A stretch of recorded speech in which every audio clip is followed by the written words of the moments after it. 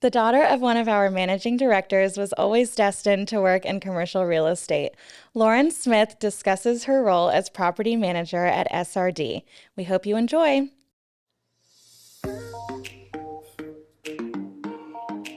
In Our Expert Opinion podcast is brought to you by SVN Saunders, Ralston, Dantzler Real Estate, a full-service land and commercial brokerage with almost $4 billion in transactions since 1996.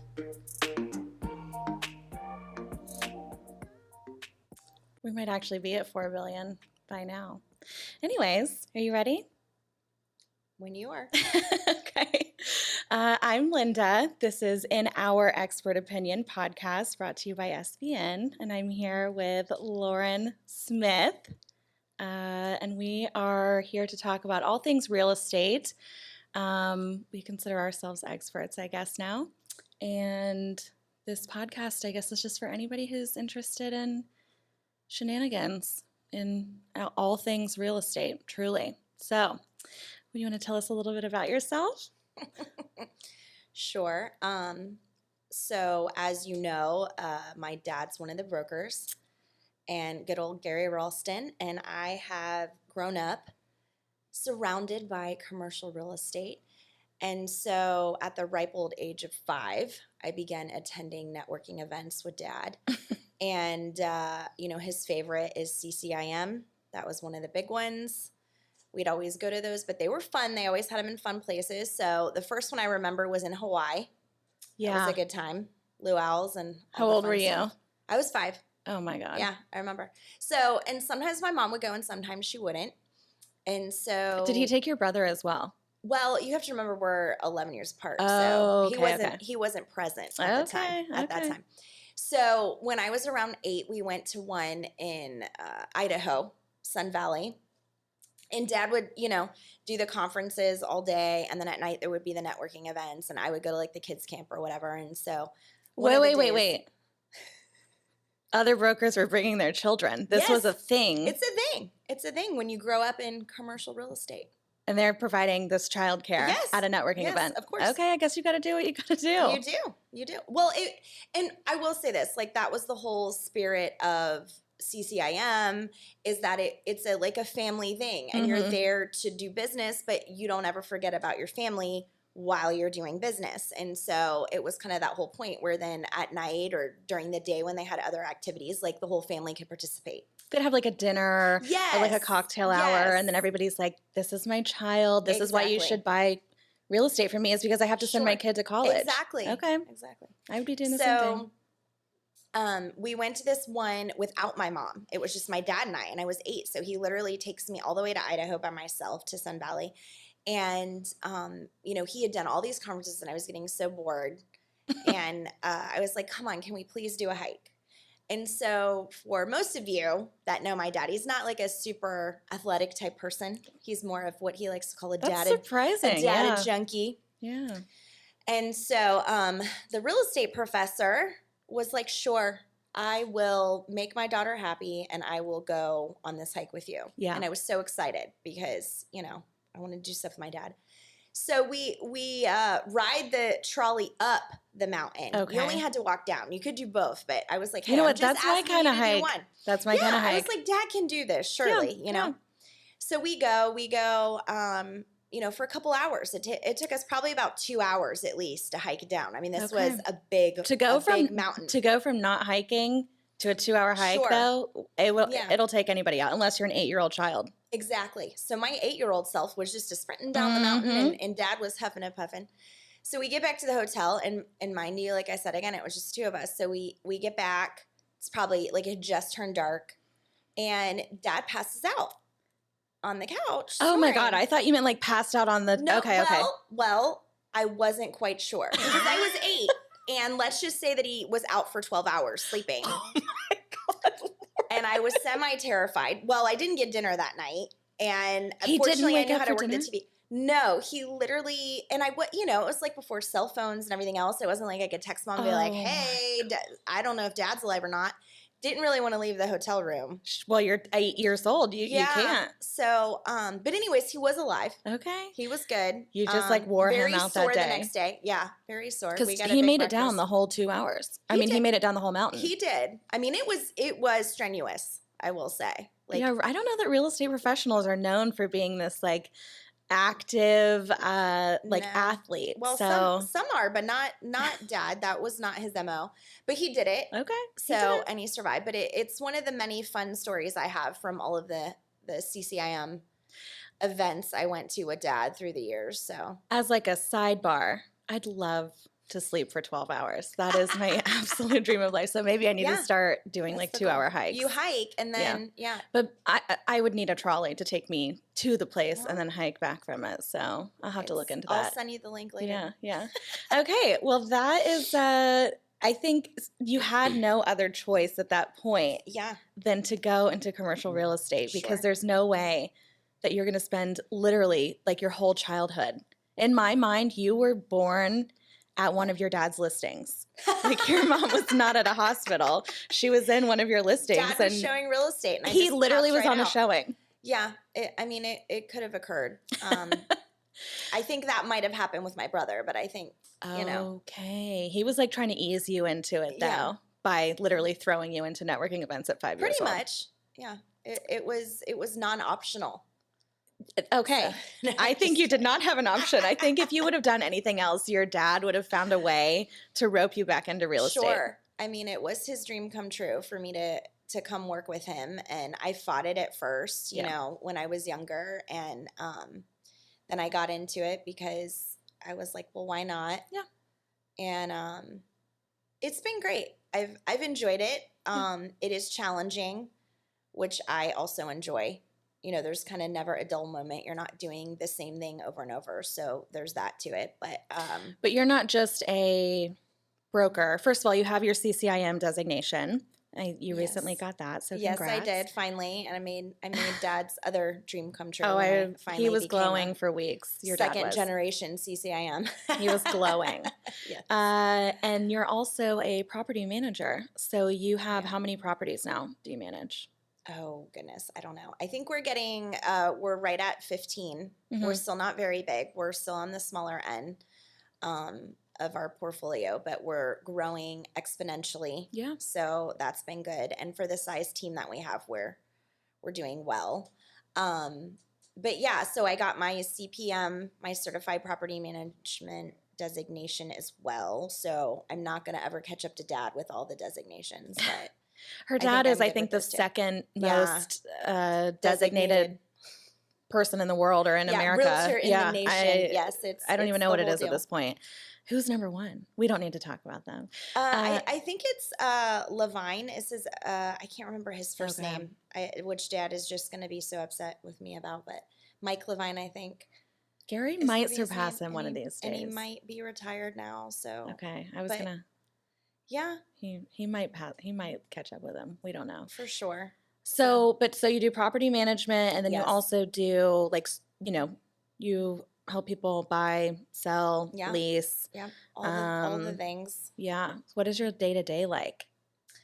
The day to day. So typically it's dealing with tenants, making sure that people have paid their rent, making sure all the bills are paid, making sure any maintenance crises that are going on are being taken care of, making sure the owners are happy, have Yeah. all their reports and things of that nature. So I mean, and so you deal a lot because sometimes you represent tenants and, Yes. sometimes you're representing the landlord. mhm. And so there's a lot of personalities going on in these little, Yes. I don't want to say little, but in these like retail centers or industrial centers. Yeah.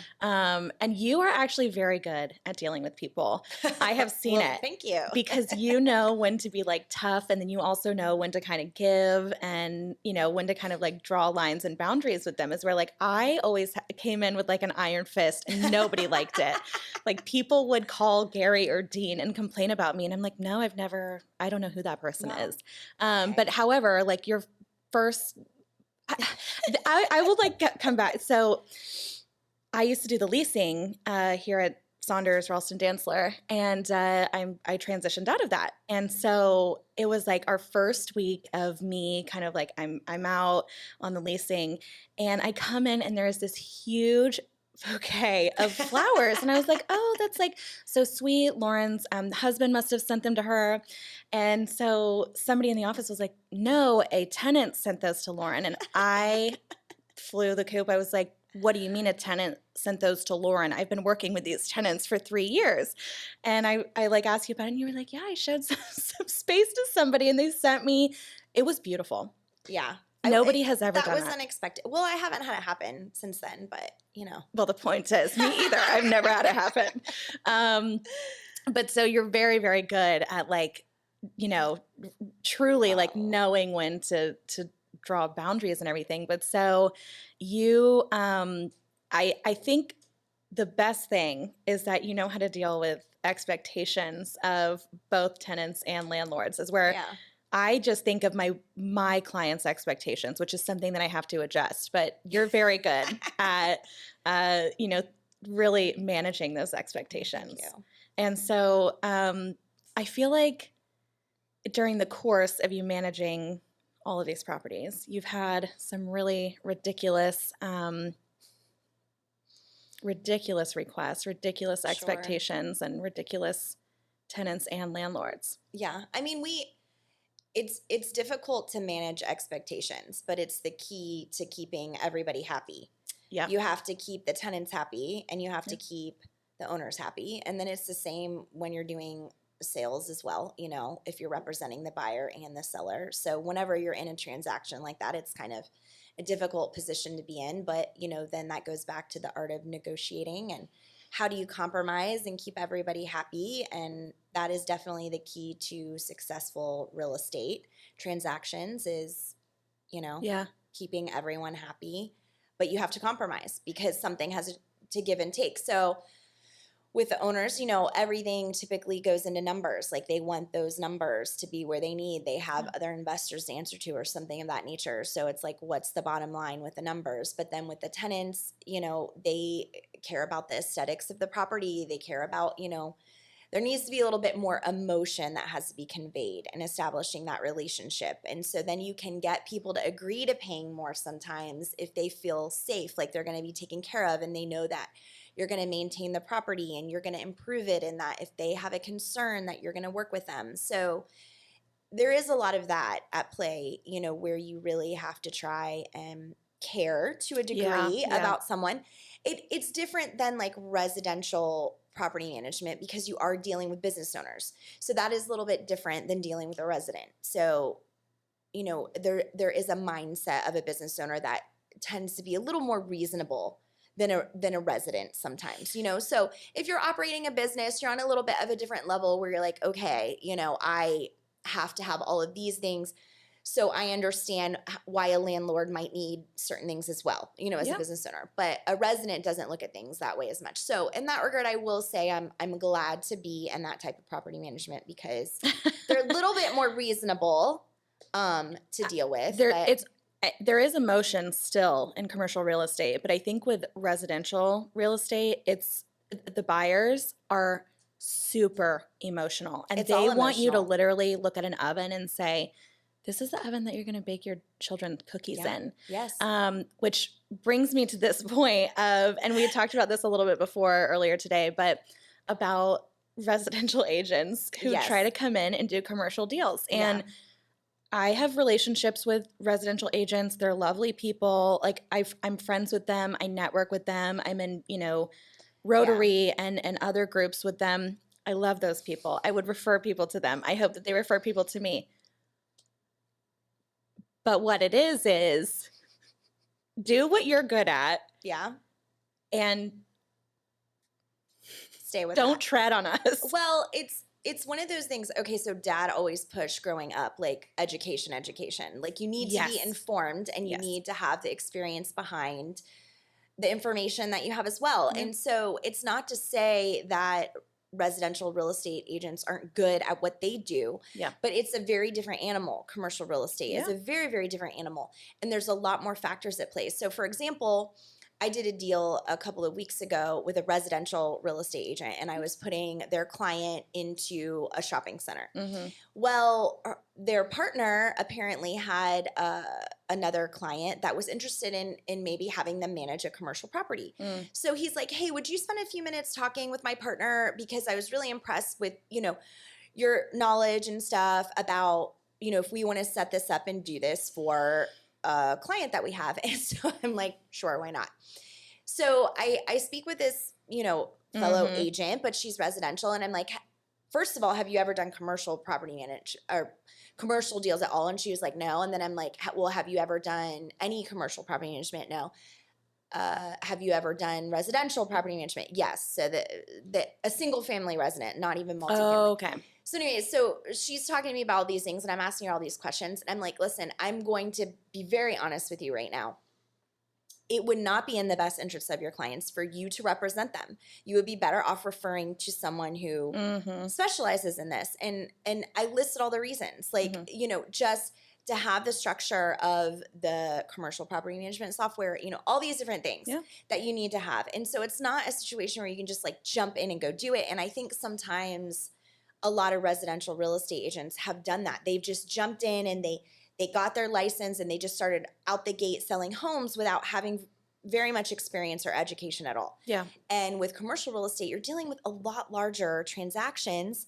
And especially if you're dealing with something that's an income producing property where you have a shopping center and there's all these tenants at play and you have all of these variables going on and you've never handled that before. And then you go in and you try and do a transaction like that or manage a property like that. The risk that you are taking of making a mistake is huge. And it's a mistake that could be very costly. And so that's what I was trying to convey to her. Like, you need to understand the risk that your business is taking, on. It is a huge responsibility. And so if you do, this property, you need to make sure you know what you're doing, because if you make a mistake, it's going to be a big one. You could make a mistake literally with like your sales tax and you are toast. Yes. The government wants their money and they want it now. And so you need to know how to do that. Yeah. And especially with, reporting income and losses, that is a huge thing for every single landlord, every single owner. Yeah, for sure. So one of the red flags that I quickly realized was whenever I was showing a property and I'm like, it's like 350 triple net, and people, this is my favorite question that I got. What's a triple net? Yeah. And I at first, I would go into an entire sermon on what triple net was. You can have an absolute net, you can have a single net, double net, triple net, gross, modified gross. And then it got to the point toward the end there where I was like, I can't explain it to you. You should just Google it, because I could not bring myself. It made me mad because I'm like, you guys are coming in this. When I do something, typically, I'm all over my phone on the internet. You're doing your research, I'm doing my due diligence. And then I have people coming in who are like, oh, I didn't even know that you had common area maintenance and, But with leasing, you have to know your audience. So if you're dealing with a national tenant and you're dealing with someone who has multiple locations, they understand what those types of leases look like. For a regular business owner that's opening like a new location, they don't have a clue. And so you have to know how to word the terminology in a way that they can understand. And I know how intelligent you are, and with your attorney background, you probably explained over their heads. And it was probably overwhelming, and it's not that doesn't, it wasn't correct information. It was a lot of information. It's a lot of information. It's a lot of information. Sometimes less is more. Yeah. And I've found with dealing with, those types of clients that you just like try and make it as basic as possible, because if you confuse them, then the deal gets far more complicated. It always seemed to get, it would go so left field. And it's like, hold on for a second. You're trying to lease a space. I am trying to lease out this space. Like, do you want it or not? And I can make it work. Obviously, if I have something listed at $12 a square foot, I'm not going to give it to you for $8. Sure. Well, what always blows my mind, is people thinking how cheap it is to lease commercial space is always shocking for whenever someone comes in like, hey, I want to pay $500 a month to lease this. And I'm like, no, it doesn't. That's not the price point. So there's that. There's Mhm. educating that has to be done as to what a market rate is Yeah. for commercial spaces. And so sometimes that has to occur. And then you have to do a lot of education of the lease structure, like you said, and, this is how the rent is broken out and this and that. And, if it is a smaller new business like that, there's a lot of work that goes into Yes. creating a deal there. Yes. With all those pieces because they're not experienced. And so then you are, even though you're the owner's representative, like you are still obligated to make sure that the other side, Yes. that the tenant is informed and that they understand what they're signing. No, that's super important because ethically. you don't want them to, number one, like break a lease early. That would be not good for your landlord. No. So, they have to understand what they're getting into. And if they don't, that is where the breakdown happens. And that's when people move out early. Well, and that's the biggest issue too, is a lot, sometimes leasing agents, they're just the leasing agent and then they don't manage the property. And so they don't care what they rope a tenant into because they're not dealing with the after effects of it. Yes. But when we do the leasing for the properties that we manage, we're dealing with them later on. And we have to answer the owners about it if we can't hold the tenant to the lease. So if it's not explained in a way that they feel comfortable and they thoroughly understand, then down the road, it can create a lot of issues too when trying to get them to stick to it. So I had an example with a tenant that in their lease, it was written that the third lease year is when they would start paying for the CAM. And, there's a lot of incentives that are done with rent and concessions that are made to try and get a tenant in there, because you want to lease the space. And so that was the particular way that the lease was structured with this. They were a startup business. It was giving them 2 years. And the tenant literally was so confused as to when that third year would start. And I'm like, literally, it is 3 years. It's 36 months. And I literally had to do a spreadsheet to break down the rent because the lease did not start on January 1. They did not understand that, okay, the lease term starts A, the date that the lease is signed, when it says is the commencement date. Yes. And then B, that it's literally, it works from that date. So I literally, and they still wanted to argue with me when I showed them in black and white that this is how much you're going to owe. 3 years. Yeah. This is, you're now in your third lease. And it was just, it was so ridiculous. But, that's sometimes what has to happen. You have to go in and. Well, and then also by the time that the third year rolls around, sometimes people forget and they're like, well, I didn't sign that and I didn't agree to that and I wasn't explained that and this and that. And then it's 3 years later. And you're saying, but you did sign this like legally binding document here that you have to abide by. And I'm trying to help you, but it gets really prickly in leasing. It does. And even with property management, because then you're trying to, there's maintenance things where it's clear that it is not the owner's responsibility and the tenant will do something. So we had like a situation occur one time that was pretty nuts where literally the tenant had agreed to do the build out, and in the lease it stated, okay, you can do the build out, but you need to hire a GC that general contractor that is licensed and insured and have proper permitting and blah, blah, blah. Well, they began construction without giving us any of that information, which they're not supposed to, and was literally using a crew from I don't even know where that was not licensed. Pretty sure they were living there because they were living there and found clothes and things. Suitcases. Yes. And they broke a sprinkler head, flooded several suites. It cost it wasn't just their own suite. It's not like they just flooded their own suite. They flooded suites next door to them. Yes. And so then it's like this $10,000 mistake. And it's like, well, who's going to pay? And of course the tenant was like, well, the landlord should pay.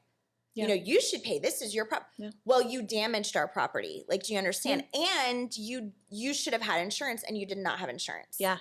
And so it's like all these things. That's like the but-for test. But for you doing your build out, we would not have had this problem. Yeah. That was a big blunder. That was awful. It was. And fortunately we were able to slowly get our money back. With that, we did a payment plan. But it's like but there again, your payment plan, that's you being able to like plan. Well, hey, so this is the thing. It's like, yes, time value money. You want to get it right away now. Now. But with tenants, most of them don't have that kind of cash lying around. So it's like, okay, if you can structure plans to still get the money over a course of however long and you're still getting it, then Yeah, no, you're very good at like putting together the puzzle and trying to get to a solution, from all angles. Yeah. It's difficult to do. And it's difficult whenever like I said, you're managing everybody's expectations. And by the way, Yes. in that situation, everybody is mad. Everybody is Everybody angry. was so mad. Everybody is so mad. Like, the people the cleanup crew, they Yeah, are mad because yeah. they're not being paid. The landlord's mad because he doesn't want to pay. The For tenants sure. are mad. I So know. Everybody was you were angry. dealing with a lot of mad people. Unfortunately, there's nothing you can do about it. Yeah, I mean, sometimes there's not. Sometimes No. there literally is nothing that you can do. But I will say this. A little goes a long way in situations of just listening and acknowledging people's concerns or what they're upset about. And once you've done that, even if there is nothing you can do, it will calm them down most of the time. And then you can start reasoning. But in that time period between when they calm down and when they've gotten excited, there can be quite a lot of interesting things that occur. I mean, yeah, there are so many times when I'm talking to an owner or a landlord or a tenant that I'm thinking, I'm really glad that this is over the phone because I feel like it would get so heated if it was in person.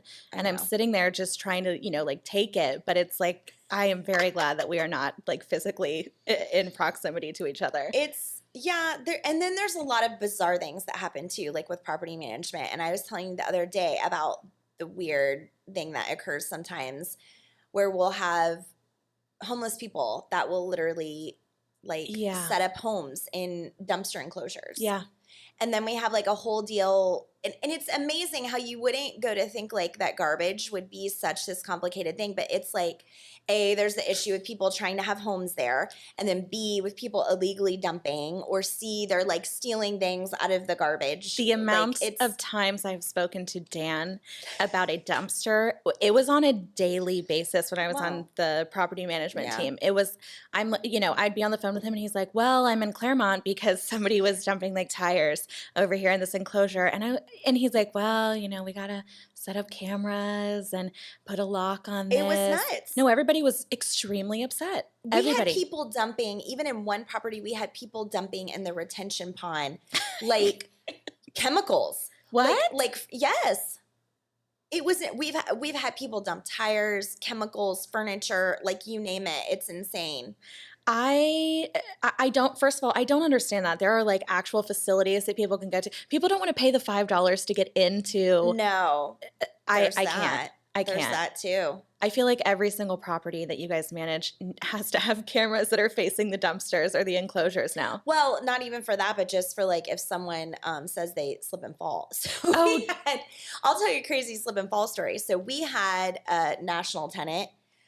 It was one of the dollar stores. I won't name who, that we were doing property management for, and it was right next to a gas station. Mm-hmm. And for whatever reason, like there was this particular hedge that there was an area, and there was like some old barbed wire that was in this hedge, like randomly.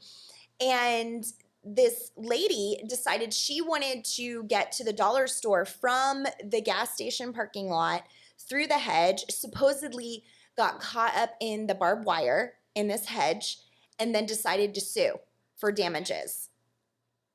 And so would having a camera in that instance been extremely helpful? Yes, because it's like, first of all, why are you crawling through the hedges? But I mean, you have to think of all these crazy scenarios because they literally do happen. Like people are nuts. All I can think of is a Tupperware commercial, wherever the woman opens the cabinet and like 100 Tupperware fall on her and she's just like flailing about. That's what I think about somebody like crossing over a bush with barbed wire in it. They're just fall down and immediately get cut up everywhere. It's the most insane stories it is. And then you hear them, and then you're in court looking at a judge, and the judge is like, why would you have barbed wire in this like shrub? And I don't know. And it's like randomly, they trim the shrubs, but are they looking through for like bear traps and all these crazy things? I don't think that the lawn people are, no, I would not be. You never know. No, you don't know. And then there's the other scenario where like if you are okay, you're a tenant in one of your centers. Sure. And you are trying to your 3 years is up. Yeah. My 3 years is up. I want to renew. And so a renewal is, I will tell you this, the renewal has been the bane of my existence. Sure. That has taken me the longest. It'll take me 6 months to get a renewal. And the people who have been there the longest, actually I shouldn't even say that. The current tenants who are renewing feel that they are entitled to Yes. upgrades. Sure. We were talking about this earlier when you said you had a tenant who said, I don't want my rent to go up. Well, don't we all not want our rent to go up? I live in I don't want gas to go up. I don't. Like each year, the cost of living goes up. Correct. Like, come on, people. Correct. Like the cost of living goes up each year. And so that's how I started explaining it to tenants was like, hey, my rent and my apartment goes up every single year. Yes. The cost of living goes up. If we paid $2.15 for a gallon of gas, yeah, we might be able to talk about it. But sorry, we live in Florida and things are they're just getting more and more expensive. Yeah. And so I think that kind of goes into what you were saying about educating people with market rates. I love that you guys have been here for 5-6 years, but the market has changed during that time, and especially now that we have so many people moving in. Even so, I mean, we had a scenario with this, and you and I were working on that deal together. In that one center where we were trying to structure the renewal, they wanted units side by side. We were going to have to do all this TI, this whole scenario. And the reality is we were still giving them a good deal, and we showed them you're going to have to pay more if you go somewhere else. Like this, these are the rates. Like here's all the other vacant space in this area, and they got to the point though where it became an emotional decision. And they were stubborn, and so they went somewhere else and they paid more. Yeah. But typically, you can reason with the tenant and show them these are the rates. Like you can move if you want. Like no one is forcing you to stay, but we also have to have rates be where the market is. So I mean, I hate having to go back and doing that because it's never fun to tell people, hey, we're going to charge you more money. Yeah, that's never fun to do. But it's the reality of life and the way that things work, and you just have to try and help them get to terms with it, like in a way that like they can swallow that bitter pill. It's never fun, but like when you have to do it. So I try to word it in a way of like, listen, we love having you here. You're a great tenant. We've enjoyed you. Here's all the exciting things we're going to do at the center this year. We're going to paint it. We're going to whatever. Yeah. But unfortunately, things have gone up. This is where the rates are. Yeah. I mean, it really does all go back to managing expectations. And my expectation was that people were always going to just re-sign and that they were going to get it the way that I get it. But I deal with it every single day. They're dealing with their business every single day, which is not – Exactly. I'm not a dry cleaner. I'm not a retail store. Sure. I don't know those things. So, like, if I went into their business, they would expect me to know what buttons to push and how to run, their day-to-day. Yeah. I don't know how to do that. But so that goes back to the art of negotiating, looking at it from each perspective. So what's the tenant's perspective? Like, how is their business doing? And with COVID, that changed so much for so many businesses. Yes. They had to operate differently. They took a hit. So did the landlords. But, a small business is looking at a landlord or an owner like they have all this money and they have all this capital and they're able to make all these concessions to help this small business stay open. And in some scenarios, for some properties, that is true. Sure. But for others, it's not. And we don't have that wiggle room. And so then we had to go back and stand a firm line with stuff. And it's not a fun thing to do, but it was the reality of the situation. But it's still, like I said before, acknowledging their whole, feelings. Like, yes, we get that you've taken a hit. Yes, we understand things are harder now, and kind of just doing that. And then it does soften that blow so that you can get the rent that you need to get. But then sometimes people are stubborn and they're not going to pay it. And then they have to go to all the work of moving out. It's expensive to move, no matter who you are. It is. It's very expensive. If you're a new business and you're moving into a space, it's expensive to move. Yeah. If you're an existing business and you're moving out of a space, moving into a new space, it's expensive to move. That's what I kept trying to tell people. And then the other thing that I found was pretty helpful was explaining to my tenants, like, the landlord is just like you. He's a small business owner. Yeah. He is also just trying to get by. If he was if he was like a national owner, Yeah, he might be able to do everything at once, put a new roof on, restripe the Sure, pavement, sure. paint, all of these things, but your rent is one of the things that helps to make I know. these improvements happen. So I think it just it's so it gets prickly, like I said, and you really have to be able to be a mediator Yeah. and almost have a therapist-like way about you Truly. of Truly. But not that helps stepping with on most people. things. Yes. I think it goes into all aspects of Yeah, business, like no it matter who does. you are and no Yeah, matter what for kind of sure. business you're in. But I think that real estate touches on everybody has to be somewhere. Yeah. Everybody has to be on some kind of real estate. And so that's one of the reasons that I wanted to go into commercial real estate was because I felt that I could, number one, talk to so many different people. Yeah. Because I've dealt with dentists, I've dealt with dry cleaners. I know. It is fascinating. It Like I is. said, it's always something different. There's always different variables with every deal that you do. And it's challenging. Yeah. So in that regard, I feel like if someone did want to transition from being like a residential agent to commercial, like if you want that challenge, like do it, go for it. Yeah. But it is more challenging. You know what? I think that all of your networking events as a child really shaped you and helped you to be able to better manage and negotiate. Obviously now, your dad was really like giving you a leg up on these things. Oh yeah, he really. Well, when you grew up as a kid around mostly adults, like that changes too. Yeah. Like how Yeah. you handle yourself. So 100%. My parents were like, please, like go to your room. We don't want you out here. My mom did take me on a lot of appointments with her, but I always was like, I'm going to carry a briefcase just like her. And now I do not carry a briefcase. But yeah. I'm highly disappointed that you don't. Me too. I was think you counting should. on it. I think I should too. A really funny story though, quickly, is that I think you got a referral. Yes. Earlier? Okay. So the fun time too is dealing not just with tenants and landlords and owners. It's dealing with other agents. Mm-hmm. So sometimes residential agents will send you referrals, and typically it's residential agents that do this, not commercial as much, because Which we super appreciate. Yes, which they understand the numbers a little better.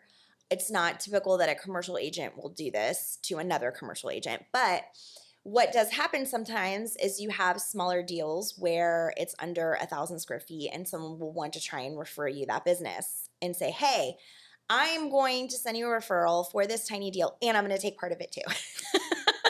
Which is so great because they're like, I'm helping you out. Yeah. And then you walk away with a $200 check. And by the way, it takes you weeks and 100 emails to get the lease done. And that's the irony of it sometimes is with certain in leasing, as you've well seen, you can work on a deal that's so easy and you can walk away making 5 figures, not having done much work. And then you can walk away from a deal that took months and make 3 figures. And you're like, what just happened? Yeah. What just happened?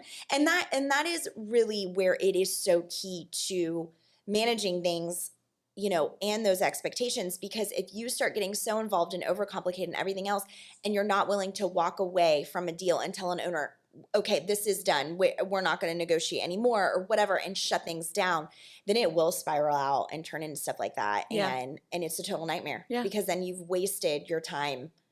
And well, by then you're making $1 an hour. well, truly. I mean, Truly. But, for the most part, it all evens out, and that's not like a typical situation, but it does occur, and they are very frustrating, but it's part of being in real estate. And even in residential, you run into that, where you can have a house that's $100,000 and you're making hardly nothing, and you work so hard to try and get it, and the owner's super difficult, and then you can have $1 million house and sells in a week, and the owner's a peach, and you don't have any problems. So I mean, it's all relative. Yeah.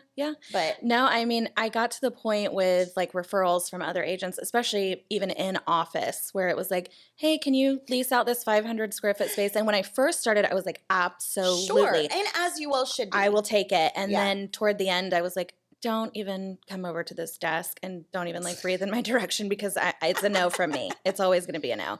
But when you're starting out, you really have to take what you can get. And, it's one of those things. It's like, earning your wings. You have to kind of go through these things. It is definitely that. But it's also, and then is the longer that you've been in it, and I think I learned that out, from working with Dad for so long, is identifying where there can be a deal and when there can't be. Yeah. So that out the gate, can this work, can it not? Yeah. And the sooner that you can determine that, then the less instances you're going to waste your time. See, I think that's an art. Yes, I think that is also, truly an art. That is also part of it too. Yeah. And then I've been surprised where I've gotten calls from people that don't have any representation, and it's like, okay, whoa, this turned into something where I help them lease a space, help them buy a home, and help them buy land to build something on, where it's turned into 3 deals for me. Yeah. So you have to be careful with that, where you don't want to not follow all leads, but then you also need to know when a lead is dead and when it's let it really go. Dead. You gotta let it go. Yeah. Walk away. In the words of Elsa. Yes. If I could sing, I would sing that song right now. Yeah. But I just want to hopefully thank the 2 listeners that are, listening right now. Hopefully we entertain them to It'll some be degree. Me and Jennifer, our marketing director. Exciting. I feel really powerful right now. She and I will. Like I've changed lives. Well, you've changed mine and Jennifer's at least. I feel certain. And I think you've changed Chad and Michael's as well. Chad is maybe sitting back here. He had a mic on. I guess we didn't really get to hear from Chad too much today. No, It's all right. I think they both fell asleep while we were talking. There's no when they woke up was when Chad was like, "Let's go." Yeah, I got another he's appointment. Like, it's been 30 minutes. The lights I'm went done. off. I was like, whoa. Yeah, I know. We all took Is a nap class then. over?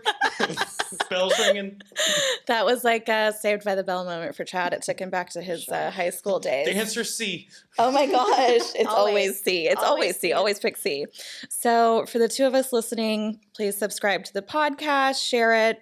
We always don't rate and review yet because I feel like we could get a little bit better before you review. Yes. 100%. You can find this at svnsaunders.com/podcast. It's on Apple or Google Podcast or anywhere you get your podcast. So super appreciate you guys listening. Me and Jennifer as you guys. Thanks a lot. Help us keep the lights on. Pay the bills.